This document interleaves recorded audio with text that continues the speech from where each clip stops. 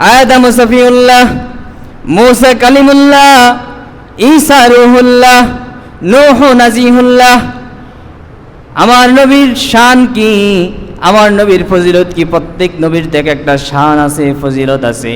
আদম আলাইহিস সালামের শান হলো তিনি সফিউল্লাহ, মুসা আলাইহিস সালামের শান হলো তিনি কালিমুল্লাহ, ঈসা আলাইহিস সালামের শান হলো তিনি রূহুল্লাহ, নূহ আলাইহিস সালামের শান হলো তিনি নাজিহুল্লাহ।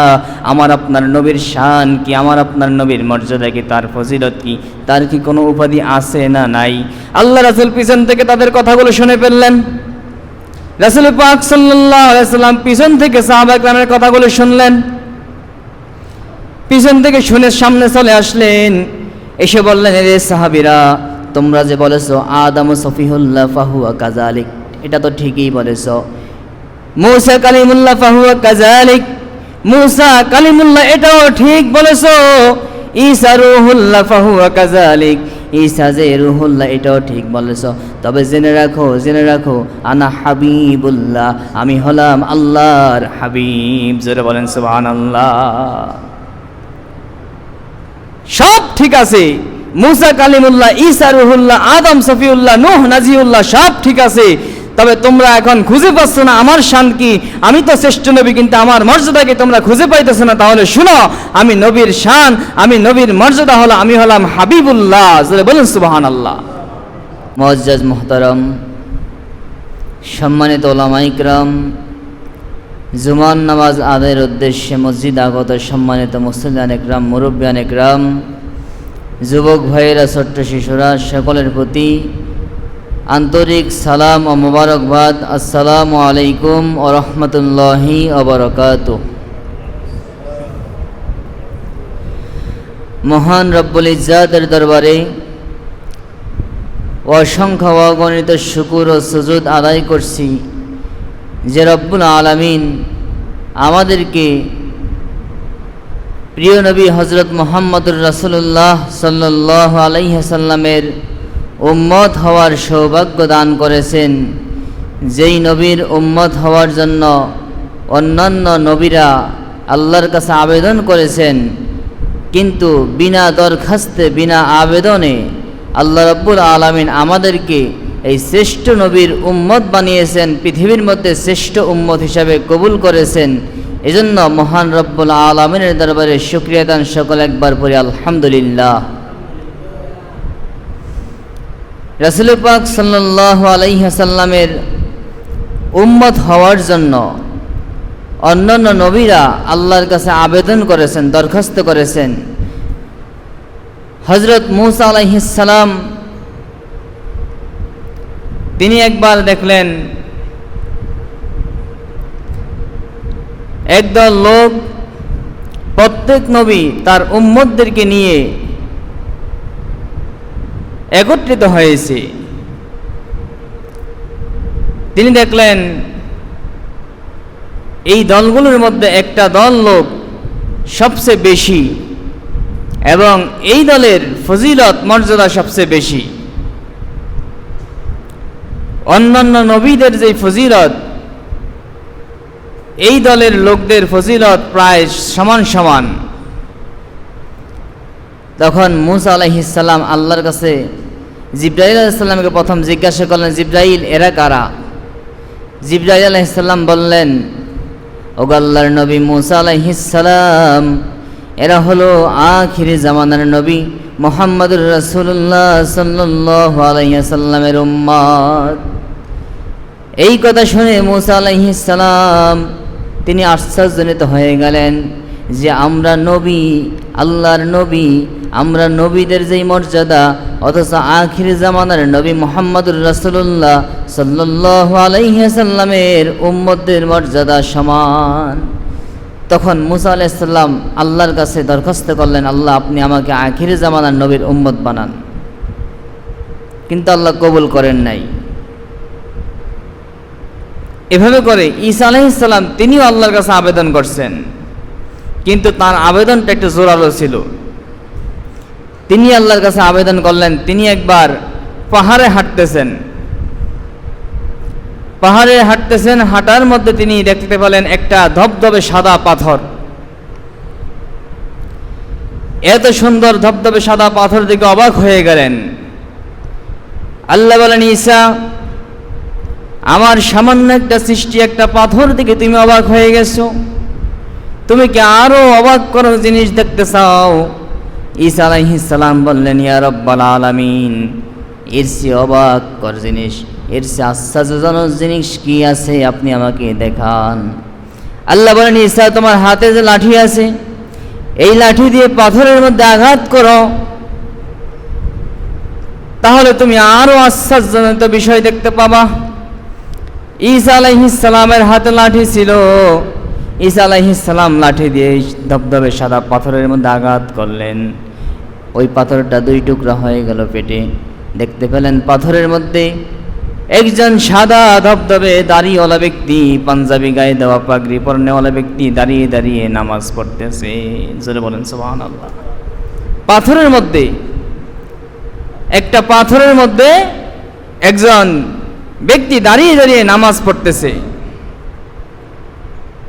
শুধু তাই নয়, ওই ব্যক্তিটার পাশেই আবার এই পাথরের মধ্যে একটা আঙ্গুর গাছ, আঙ্গুর গাছে আঙ্গুর ধরে ভরে আছে। এই লোকটা নামাজ পড়ে, যখন খিদা লাগে ওই আঙ্গুর গাছ থেকে ফল ছিঁড়ে ছিঁড়ে ফল খায়।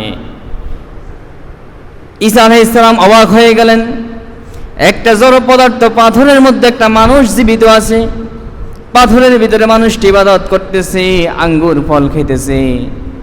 অবাক হয়ে লোকটাকে জিজ্ঞাসা করলেন, এরে ভাই, তুমি এই পাথরের মধ্যে কতদিন যাবত আছো?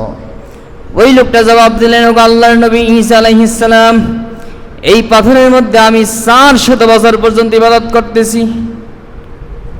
যারা বলেন সুবহানাল্লাহ। কত বছর? 400 বছর ইবাদত করতেছে পাথরের মধ্যে। আগের জামানার নবীর উম্মতদের হায়াত বেশি ছিল, 1500-2000 বছর হায়াত পেত। ঈসা আলাইহিস সালাম অবাক হলেন, আল্লাহকে বললেন, রব্বুল আলামিন, আমার মনে হয় এই পৃথিবীর মধ্যে এই ব্যক্তির চেয়ে আর কোনো বেশি ইবাদত গুজারকারী ব্যক্তি নাই। এই ব্যক্তি মনে হয় সবচেয়ে বেশি আল্লাহওয়ালা, সবচেয়ে বেশি বুজুর্গ ব্যক্তি। আল্লাহ বলেন, না না না, ডাক দিয়ে বলেন, রে ঈসা, এই ব্যক্তিরা 400 বছর ইবাদত করে যে সওয়াব পাবে, আমার আখির জামানার নবীর উম্মতদেরকে আমি এমন কিছু রাত দিব, সে ওই এক রাত ইবাদত করে এর চেয়ে বেশি সওয়াব পাবে। যারা বলেন সুবহানাল্লাহ। কি বলেন? লাইলাতুল কদর এক রাত্রি কত রাত্রির সমান? 1000 মাসের সমান। আবার শবে বরাত, শবে কদর, এই যে শবে বরাত বলা হয় যে শবে বরাতের এক রাতের ইবাদত ওই ব্যক্তির 400 বছর ইবাদতের চেয়েও ফজিলতপূর্ণ। এই যে শ্রেষ্ঠত্ব, এটা কার কারণে? আমাদের নবী হযরত মুহাম্মদুর রাসূলুল্লাহ সাল্লাল্লাহু আলাইহি সাল্লামের সম্মানের কারণে, তার ফজিলতের কারণে। কারণ আল্লাহ রাব্বুল আলামিন আমাদের নবীকে এই পৃথিবীর মধ্যে সবচেয়ে শ্রেষ্ঠ নবী, শ্রেষ্ঠ রাসূল হিসাবে পাঠিয়েছেন এবং তার ফজিলতে তার উম্মতদেরকে, আমাদেরকে পৃথিবীর মধ্যে শ্রেষ্ঠ বানিয়েছেন। আল্লাহ শ্রেষ্ঠত্বের প্রমাণ দিয়েছেন। মেরাজের রাত্রে যখন বাইতুল মুকাদ্দাসে সকল নবী এবং রাসূল একত্রিত হয়েছে, তখন আমার নবী সকল নবী এবং রাসূলের ইমামতি করেছেন। আল্লাহ নবীকে ইমাম বানিয়ে প্রমাণ দিয়েছেন যে আমার আপনার নবী মুহাম্মদুর রাসূলুল্লাহ সাল্লাল্লাহু আলাইহি ওয়াসাল্লাম, তিনি সকল নবী এবং রাসূলদের সর্দার, নবী এবং রাসূলদের ইমাম, ইমামুল মুরসালিন, ইমামুল আম্বিয়া, সাইয়্যিদুল আম্বিয়া ওয়াল মুরসালিন। এটা আল্লাহ প্রমাণ করেছেন। এই ঘটনা শুনে ঈসা আলাইহিস সালাম আবেদন করলেন আল্লাহর কাছে যে আল্লাহ, আপনি আমাকে আখিরি জামানার নবীর উম্মত বানান। আবেদন আল্লাহ কবুল করছেন।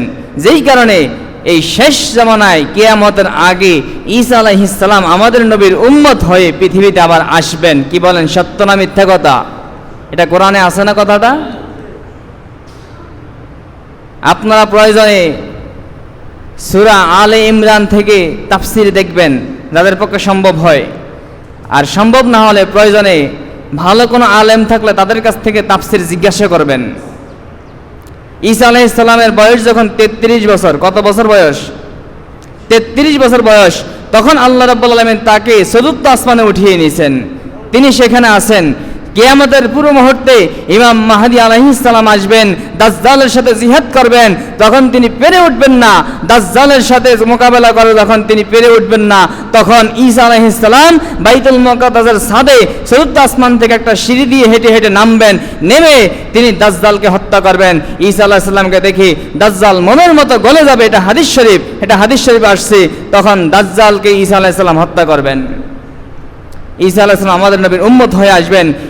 আসরের নামাজের সময় হবে, তখন ইমাম মাহদী আলাইহিস সালাম তিনি নামাজের অপেক্ষা করবেন। ঈসা আলাইহিস সালাম আসলে বলবেন, হুজুর আপনি নামাজ পড়েন। তখন ঈসা আলাইহিস সালাম বলবেন, না, আমি এই নবীর উম্মত হয়ে আসছি, আমি কোনো নবী হয়ে পৃথিবীতে আসে নাই, অতএব আজকে ইমাম আমি হব না, আজকে এই নবীর উম্মত ইমাম মাহদী আপনিই হবেন আজকে ইমাম। অতএব ইমাম মাহদীর পিছনে ঈসা আলাইহিস সালাম উম্মত হয়ে নামাজ পড়বেন। ঈসা আলাইহিস সালাম শেষ নবী হয়ে আসবেন না, কি হয়ে আসবেন? শেষ নবীর উম্মত হয়ে। অতএব সম্মানিত হাজরিন, আমাদের রাসূল পাক সাল্লাল্লাহু আলাইহি সাল্লামের ফজিলত মর্যাদা কত বেশি এটা বলা পৃথিবীর কোনো মানুষের পক্ষে সম্ভব না। এমনকি একজন কবি রাসূল পাক সাল্লাল্লাহু আলাইহি সাল্লামের শান লিখতে লিখতে এক পর্যায়ে গিয়ে এই কথা বলেছেন যে মুহাম্মদুর রাসূলুল্লাহ সাল্লাল্লাহু আলাইহি সাল্লাম আপনার ফজিলত মর্যাদা এত বেশি, আপনার ফজিলত মর্যাদার ক্ষেত্রে আমি এতটুকুই বলতে চাই, বাদা আজ খোদা কুই কিসসা মুক্তাসার, আল্লাহর পরে আপনার ফজিলত, এই ছাড়া আর বলার কোনো সুযোগ নাই। আল্লাহর পরে যেই ফজিলত, আল্লাহর ফজিলতের পরে, আল্লাহর শানের পরে, আল্লাহর মর্যাদার পরে যার শান, সেটাই হলেন আপনি। এর চেয়ে বেশি কিছু বলার মতো ক্ষমতা আমার নাই। এটা একজন কবি শেষ পর্যায়ে বলে দিয়েছেন। এই জন্য আল্লাহ রাব্বুল আলামিন এই নবীকে যখন পৃথিবীতে পাঠালেন, উম্মতকে ঘোষণা দিলেন, কোরআনুল কারীমের মধ্যে কোট করলেন, আউযু বিল্লাহি মিনাশ শাইতানির রাজীম, বিসমিল্লাহির রহমানির রহিম, وما أرسلناك إلا رحمة للعالمين। যারা বলেন সুবহানাল্লাহ। আল্লাহ নবীকে পৃথিবীতে পাঠালেন, পৃথিবীতে পাঠিয়ে কোরআনের মধ্যে মানুষদেরকে ঘোষণা করে দিলেন, এ দুনিয়ার মানুষ, আমি নবীকে পৃথিবীতে পাঠিয়েছি পৃথিবীর জন্য রহমত স্বরূপ, পৃথিবীর জন্য রহমত বানিয়ে আমি নবীকে পাঠিয়েছি, তোমাদের জন্য রহমত। এই নবী পৃথিবীতে থাকলে, এই নবী পৃথিবীতে আসছে, যার কারণে পৃথিবীতে কোনো আযাব আসে নাই, গজব আসে নাই। আগের জামানার নবীদের মধ্যে অনেক নবীর উম্মত ধ্বংস হয়েছে। নূহ আলাইহিস সালামের উম্মত ফলাবানের মাধ্যমে ধ্বংস হয়েছে। লূত আলাইহিস সালামের উম্মত আসমান থেকে পাথর বৃষ্টি নাজিল হয়ে ধ্বংস হয়েছে। এমনি করে সালেহ আলাইহিস সালামের উম্মত আগুনের বৃষ্টি পরে ধ্বংস হয়েছে। হুদ আলাইহিস সালামের উম্মত তারাও আসমান থেকে পাথরের বৃষ্টি পরে ধ্বংস হয়েছে। আবার বলা হয়েছে লূত আলাইহিস সালামের উম্মতকে জমিনটাকে উল্টে দিয়ে ধ্বংস করেছেন। কিন্তু আমার নবী পৃথিবীতে রহমত হয়ে এসেছেন, যার কারণে পৃথিবীতে আর কোনো আযাব আসে না। মানুষ গুনাহ করছে, অন্যায় করছে, কিন্তু তাৎক্ষণিক কোনো শাস্তি দেওয়া হয় না। এটা আমার নবীর রহমতের কারণে। আগের জামানার নবীর উম্মতরা গুনাহ করলে, অপরাধ করলে সবাই জেনে যেত এই লোকটা গুনাহ করছে, গুনাহ করে আসছে, সাথে সাথে ওই লোকটা শাস্তি হয়ে যেত। কিন্তু আমার নবীর উম্মত গুনাহ করলে, উম্মতে মুহাম্মাদি গুনাহ করলে পৃথিবীর কেউ জানে না। এটা নবীজির বরকত, নবীজির রহমত। এবং আল্লাহ রাব্বুল আলামিন এই যে আল্লাহর নবীকে রহমত হিসেবে পাঠিয়েছেন, আবার আল্লাহর নবীকে হাবিব হিসেবে মনোনীত করেছেন।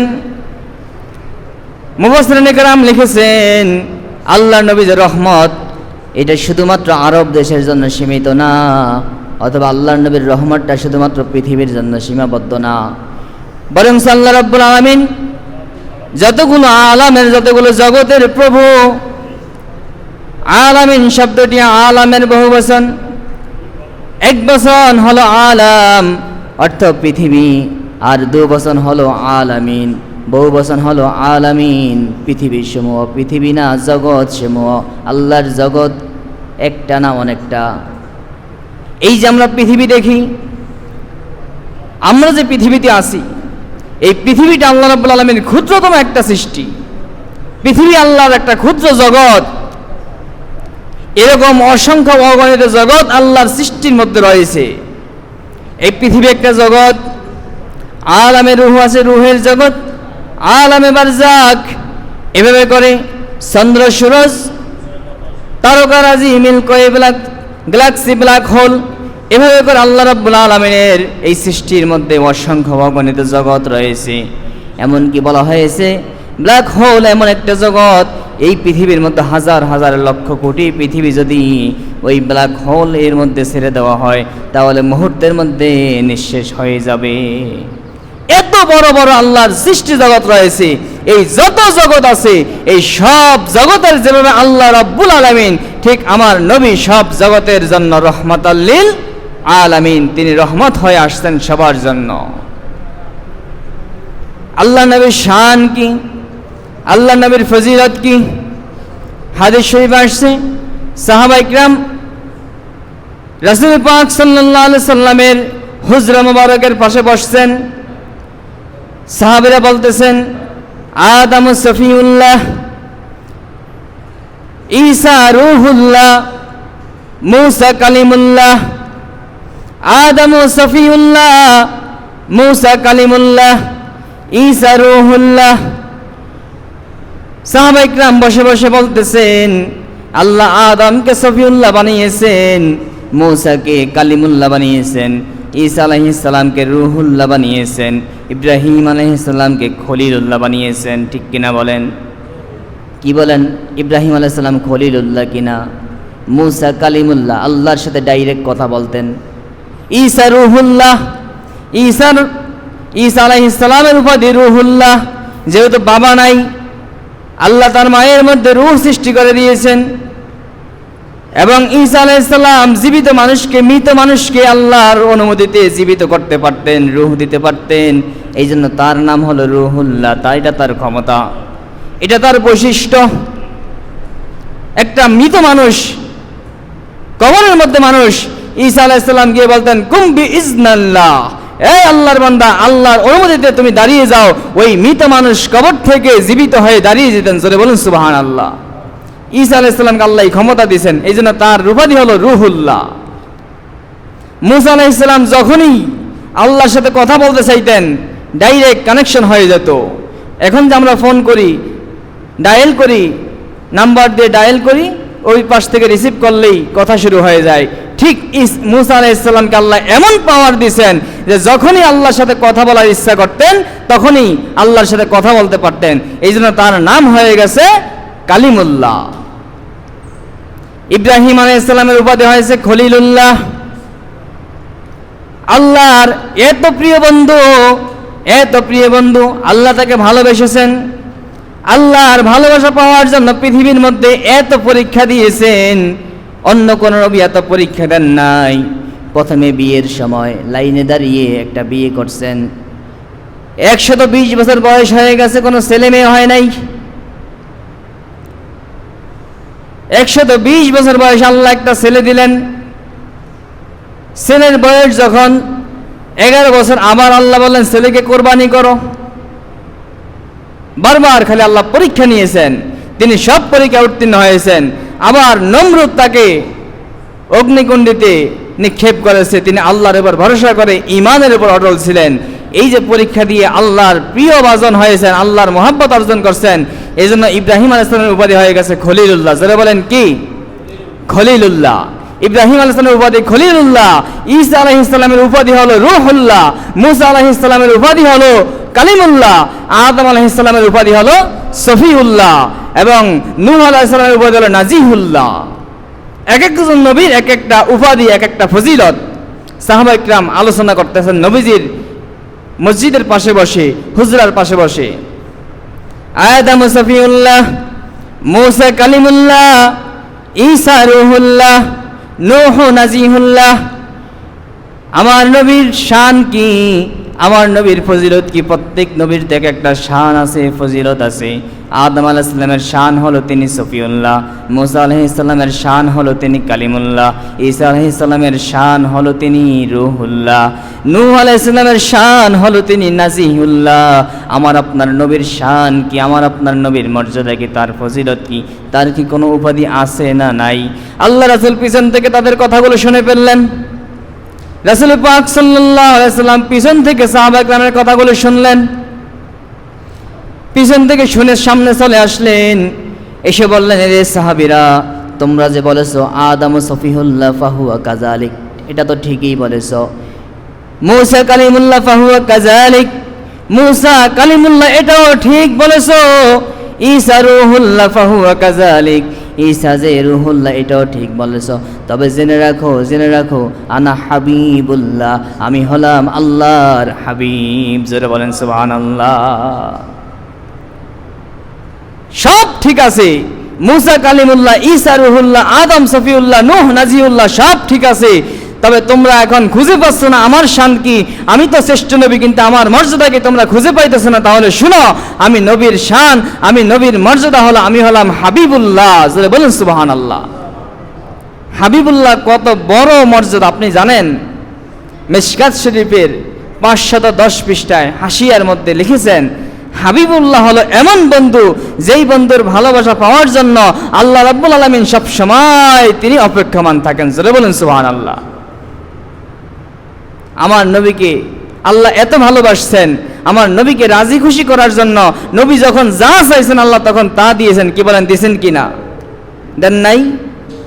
নবী মন খারাপ, স্ত্রী মারা গেছে, নবীর মন খারাপ, নবীর চাচা মারা গেছে, নবীর মন খারাপ, তায়েফে গিয়ে মাইর খেয়েছে। আল্লাহ বলেন, নবী আপনার মন খারাপ, আপনার এই মনের যে অশান্তি, আপনি পেরেশানি, তো এটা আমি সহ্য করতে পারবো না। আল্লাহ রাব্বুল আলামিন আল্লাহর নবীকে মেরাজে নিয়ে গেলেন। জোরে বলেন সুবহানাল্লাহ। উদ্দেশ্য হলো আল্লাহর নবীকে প্রশান্ত করা, আল্লাহর নবীর মনে শান্তি দেওয়া, আল্লাহর নবীর মনকে ভালো করে দেওয়া। আল্লাহর নবী আমার উম্মতের জন্য সব সময় উম্মতে বলে কাঁদতেন, উম্মতের জন্য পেরেশান হয়ে যেতেন। আল্লাহ বলেন, নবী আমি আপনাকে খুশি করব। আল্লাহর নবী বলেন, আমি আল্লাহ আপনার প্রতি খুশি হব না, আমি খুশি হব না। আল্লাহ বলে, আমি অচিরেই ওয়ালা সাউফা ইউতিকা রাব্বুকা ফাতারদা, আপনার প্রভু অচিরেই আপনাকে এমন জিনিস দিবে যেই জিনিস পেয়ে আপনি খুশি হয়ে যাবেন, এমন জিনিস দিবে যেই জিনিস পেয়ে আপনি নবী খুশি হয়ে যাবেন। আল্লাহর নবী বলে, আমি ততক্ষণ পর্যন্ত খুশি হব না যতক্ষণ পর্যন্ত আমার একটা উম্মত ও জাহান্নামে থাকবে। যারা বলেন সুবহানাল্লাহ। কত বড় মহব্বতের নবী, একটা উম্মত জাহান্নামে থাকলেও তিনি খুশি হবেন না, আর আল্লাহ নবীকে খুশি করার জন্য অপেক্ষমান। তিনি বলেন, আমি আমার একটা উম্মত জাহান্নামে থাকা অবস্থায় খুশি হব না, অর্থাৎ আমার প্রত্যেকটা উম্মতকে জান্নাতে নিয়ে এরপরে খুশি হয়ে আমি জান্নাতে যাব। যারা বলেন সুবহানাল্লাহ। এই জন্য হাবিবুল্লাহ আর খলিলুল্লাহর মধ্যে অনেক ডিফারেন্স। আমার নবীর শান আল্লাহ এত বাড়িয়েছেন, পৃথিবীর মধ্যে যেই কোনো জায়গায়, যেই কোনো মসজিদে যেখানে আমার আল্লাহর নাম স্মরণ হবে, ওখানে আল্লাহর নবীর নামটাও স্মরণ হয়। ঠিক কিনা বলেন? কি বলেন, হয় না? আল্লাহ বলে, ওয়ারাফা'না লাকা যিকরাক, হে আমার হাবিব, আমি আপনার শান মানকে বাড়িয়ে দিয়েছি, সুউচ্চ করেছি। তাফসীরের মধ্যে আসছে, হাদিসে কুদসিতে আছে যে আপনার শান বাড়িয়েছে এভাবে, ইজা জুকির তামাই, ও নবী, যখন যেখানে আমি আল্লাহর নাম স্মরণ হবে তখন সেখানে আপনি নবীর নামটাও স্মরণ করা হবে। যেখানে আল্লাহর নাম সেখানে পাশে পাশে নবীর নাম। আল্লাহর নামের পাশে নবীর নাম না নিলে ইবাদত হয় না, ইবাদতটা বাতিল হয়ে যায়। ঠিক কিনা বলেন? কি বলেন? আজান দেওয়া এটা ইবাদত না? সব আছে না? মনে করেন আজকে মুয়াজ্জিন আজান দিছে, আশহাদু আল্লা ইলাহা ইল্লাল্লাহ, কিন্তু আশহাদু আন্না মুহাম্মাদুর রাসূলুল্লাহ বলে নাই, আজান হইব? তাহলে আল্লাহর নাম বললে সেখানে কার নাম বলা লাগে? রাসূল পাক সাল্লাল্লাহু আলাইহি ওয়াসাল্লামের নাম। নামাজে দাঁড়িয়েছেন, আল্লাহু আকবার বলে নামাজ পড়েছেন, নামাজের মধ্যে তাশাহুদ পড়েছেন, আশহাদু আল্লা ইলাহা ইল্লাল্লাহ, কিন্তু আশহাদু আন্না মুহাম্মাদার রাসূলুল্লাহ পড়েন নাই, নামাজ হইবনি? তাহলে নামাজের মধ্যে নবীর নাম আছে না নাই? আজানে নবীর নাম, নামাজে নবীর নাম। আপনি ঈমান আনছেন, কালেমা পড়ছেন, আশহাদু আল্লা ইলাহা ইল্লাল্লাহ, আপনি আশহাদু আন্না মুহাম্মাদুর রাসূলুল্লাহ বলেন নাই, বলেন তো আপনি মুসলমান হইতে পারবেননি? কি বলেন, মুসলমান হইতে পারবেন? আল্লাহকে বিশ্বাস করছেন, নবীকে সাক্ষ্য দেয় নাই। আপনি কালেমা পড়ছেন লা ইলাহা ইল্লাল্লাহ, কিন্তু মুহাম্মাদুর রাসূলুল্লাহ বলেন নাই, কালেমা পড়া হবে? এই জন্য পৃথিবীর মধ্যে যেখানে, যখন, যেই অবস্থায় যেখানে আমার আল্লাহর নাম, আল্লাহর স্মরণ, সেখানে আল্লাহ নবীর স্মরণকে, নবীর নামটাকে আবশ্যক করে দিয়েছেন। এটাই নবীর ফজিলত, এটাই নবীজির মর্যাদা। এই জন্য রাসূল পাক সাল্লাল্লাহু আলাইহি ওয়াসাল্লামের শান মান আল্লাহ এত বাড়িয়েছেন, পৃথিবীর মধ্যে আল্লাহ নবীকে তিনি সাইয়্যিদুল আম্বিয়া ওয়াল মুরসালিন, সাইয়্যিদুল ওয়ারা, तमाम সৃষ্টি জগতের প্রধান আকর্ষণ করে পৃথিবীর মধ্যে পাঠিয়েছেন এবং উম্মতকে ঘোষণা দিয়েছেন, হে উম্মত শুনে রাখো, এরে আমার বান্দারা শুনে রাখো, ওমা আরসালনাকা ইল্লা রাহমাতাল লিল আলামিন, আমি এই নবীকে পৃথিবীর মধ্যে রহমাতাল লিল আলামিন, পৃথিবীর মধ্যে রহমত হিসাবে প্রেরণ করছি, রহমত হিসাবে প্রেরণ করছি। অতএব আল্লাহর নবী যেই রাত্রিতে পৃথিবীতে আসছেন, সুবহ সাদিকের সময়, 12ই রবিউল আউয়াল সোমবার দিন, সুবহ সাদিকের সময়, অর্থাৎ না দিন না রাত্রি, দিন এবং রাত্রির মাঝামাঝি সময়, এই সময় পৃথিবীতে আসছেন। যেহেতু অন্ধকার ছিল, অতএব কেউ কেউ বলছেন এটাকে রাত্রির মধ্যে অন্তর্ভুক্ত করেছেন। এই জন্য উলামা ইকরাম বলছেন, যেই নবী রহমত হয়ে পৃথিবীতে আসছেন, যেই নবী শ্রেষ্ঠ নবী হয়ে পৃথিবীতে আসছেন, এই নবী যেই রাতে পৃথিবীতে আসছেন, এই রাতটা শবে বরাত, শবে কদরের চেয়ে বেশি ফজিলতপূর্ণ। জোরে বলুন সুবহানাল্লাহ। রাসূল পাক সাল্লাল্লাহু আলাইহি ওয়াসাল্লামের জন্মের রাত্রি, এই যে আজকের রাত্রি, এই রাত্রিটার ফজিলত শবে কদরের রাত্রির চেয়েও বেশি বলেছেন উলামা ইকরাম। ইমাম শিহাবুদ্দিন কস্তলানী রহমাতুল্লাহি আলাইহি একজন হানাফি মাযহাবের ফকিহ মুহাদ্দিস, যুগ শ্রেষ্ঠ মুহাদ্দিস, তিনি মাওয়াহিবুল লাদুনিয়া কিতাবের মধ্যে তিনি উল্লেখ করেছেন যে রাসূল পাক সাল্লাল্লাহু আলাইহি ওয়াসাল্লাম যেই রাত্রিতে পৃথিবীতে আসছেন, এই রাত্রিটার মর্যাদা আল্লাহ রাব্বুল আলামিনের নিকট শবে কদরের চেয়েও বেশি। এবং তিনি এই তিনটা কারণ উল্লেখ করেছেন। তিনি বলেছেন তিনটা কারণে রাসূল যেই রাত্রিতে আসছেন, এই রাত্রির মর্যাদা শবে কদরের চেয়ে বেশি। আমি সংক্ষেপে তিনটা কারণ একত্রে বলে দেই। তিনি বলতেছেন, যেমন শবে কদর ফজিলতপূর্ণ, শবে কদরের ফজিলত সম্পর্কে আল্লাহ বলছেন কি, খায়রুম মিন আলফি শাহর। কি বলেন, আয়াত আপনাদের মুখস্থ আছে না? আমার তো মনে আপনাদের প্রত্যেকের মুখস্থ আছে আয়াতটা। ইন্না আনজালনাহু ফি লাইলাতিল কদর, লাইলাতুল কদরি খায়রুম মিন আলফি শাহর। আল্লাহ বলেন, নিশ্চয় আমি কদরের রাতে কোরআনকে নাজিল করেছি, এই কদরের রাতে 1000 মাসের চেয়েও শ্রেষ্ঠ। কারণ কি? কারণ কোরআন নাজিল করেছি কদরের রাতে, এবং তানাজ্জালুল মালাইকাতু ওয়ার রূহু ফিহি, এই রাতে আসমান থেকে ফেরেশতা এবং জিবরাইল আলাইহিস সালাম পৃথিবীতে অবতরণ করেন। এই জন্য এই লাইলাতুল কদরের এত ফজিলত। তাহলে দুইটা কারণে ফজিলত, এক নম্বর কোরআন নাজিল হয়েছে, দুই নম্বর ফেরেশতা এবং জিবরাইল আলাইহিস সালাম এই রাতে পৃথিবীতে আসেন। এখন বলেন তো, কোরআন আল্লাহ কাকে দিয়েছে? কোরআনটা কার উপর নাজিল করছে? আমাদের নবী হযরত মুহাম্মদুর রাসূলুল্লাহ সাল্লাল্লাহু আলাইহি সাল্লামের উপর। তাহলে বলেন, কোরআন যে নবীকে দিয়েছে, হাদিয়া দিয়েছে কাকে? রাসূলুল্লাহ সাল্লাল্লাহু আলাইহি সাল্লামকে। তাহলে এখন এই যে হাদিয়াটা দিয়েছে, এই হাদিয়াটা পাওয়ার পরে আপনাদের বিবেকে কি বলে, নবীজির মর্যাদা বেশি না কোরআনের মর্যাদা বেশি? যেহেতু আল্লাহর নবীকে দিয়েছে, মনে করেন আপনাকে একজনে একটা গাড়ি গিফট দিয়েছে বা একটা হুন্ডা হাদিয়া দিয়েছে, আপনার মর্যাদা বেশি না হুন্ডার মর্যাদা বেশি? যেই জিনিসটা হাদিয়া দেয় ওই জিনিসটার দাম বেশি না যাকে দেয় তার দাম বেশি? যাকে দিয়েছে তার দাম বেশি, বিদায় তো তাকে ওইটা দিয়েছে। ইমাম শিহাবুদ্দিন কস্তলানী রহমাতুল্লাহ বলতেছেন, যেহেতু আমার নবীকে কোরআন হাদিয়া দিয়েছে, সেই কারণে লাইলাতুল কদরের ফজিলত বেশি। অতএব যেইটা হাদিয়া দিছে এবং যাকে দিছে, অবশ্যই হাদিয়াকৃত বিষয় হচ্ছে যাকে দিছে তার মর্যাদা কি বেশি। অতএব লাইলাতুল কদরের চেয়ে আমার নবী যেই দিন এই পৃথিবীতে আসছে, ওই রাত্রির মর্যাদা কি আরো বেশি। অতএব ঈদে মিলাদুন নবীর রাত্রি, এই যে আজকে রাত্রিটা, এই যেই রাত্রিতে নবীজি পৃথিবীতে আসছেন, এই রাত্রির মর্যাদা লাইলাতুল কদরের সব পৃথিবীর মধ্যে শ্রেষ্ঠ রাত্রি, এবং এই রাত্রি সবচেয়ে ফজিলতপূর্ণ রাত্রি, এটা ইমাম কস্তালানী রহমতুল্লাহ বলেছেন। অতএব আজকের এই রাত্রিতে আমাদেরকে গুরুত্ব দিতে হবে। আজকের রাত্রিতে মসজিদে ঈদে মিলাদুন নবী সাল্লাল্লাহু আলাইহি ওয়াসাল্লাম উপলক্ষে প্রোগ্রাম হবে, আলোচনা হবে, মিলাদ মাহফিল হবে। আপনারা সকলেই আসবেন এবং মাগরিব পর থেকে ইনশাআল্লাহ শুরু হবে। প্রয়োজন আমরা এশার নামাজ একটু পরে দিয়ে দেব, কারণ রাত্র তো আবার গরম পড়ে বেশি, রাত্র বেশি করলে আবার, এজন্য এশার নামাজ প্রয়োজন একটু টাইম বাড়িয়ে দিয়ে মাগরিবের পর থেকে শুরু করে দেবেন ইনশাআল্লাহ। তা আপনাদের সকলের দাওয়াত, সকলেই মাগরিবের পর বা মাগরিব এখানে পড়বেন এবং আপনাদের আশেপাশে যারা থাকে তাদেরকে দাওয়াত দিয়ে নিয়ে আসবেন। আল্লাহ রাসূলের মিলাদ মাহফিল এর চেয়ে মোবারকপূর্ণ মাহফিল পৃথিবীতে হতে পারে না।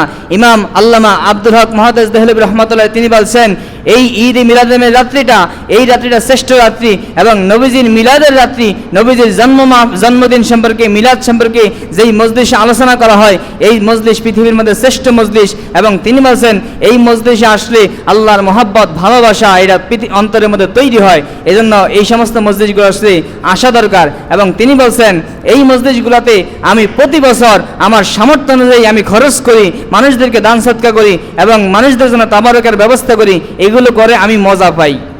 এটা বলছেন যুগশ্রেষ্ঠ মুহাদ্দিস আব্দুল হক মুহাদ্দিস দেহলভী রহমাতুল্লাহি আলাইহি। এজন্য এই মিলাদ মাহফিল, আজকের রাত্রে যে মাহফিল হবে, মিলাদুন নবীর প্রোগ্রাম হবে, আপনারা সকলে এখানে আসবেন এবং প্রত্যেকেই প্রস্তুতি নিয়ে আসবেন, যারা শুরু থেকে শেষ পর্যন্ত এখানে মাহফিলে থাকা যায় এবং কথাগুলো শোনা যায়। শেষ পর্যন্ত যেন দোয়া করে মনোজাত দিয়ে আমরা আল্লাহর পক্ষ থেকে আমাদের চাওয়া পাওয়াগুলো কবুল করিয়ে আমরা বিদায় হতে পারি। আল্লাহ আমাদেরকে তৌফিক দান করে, বলুন আমিন। যাই হোক, সম্মানিত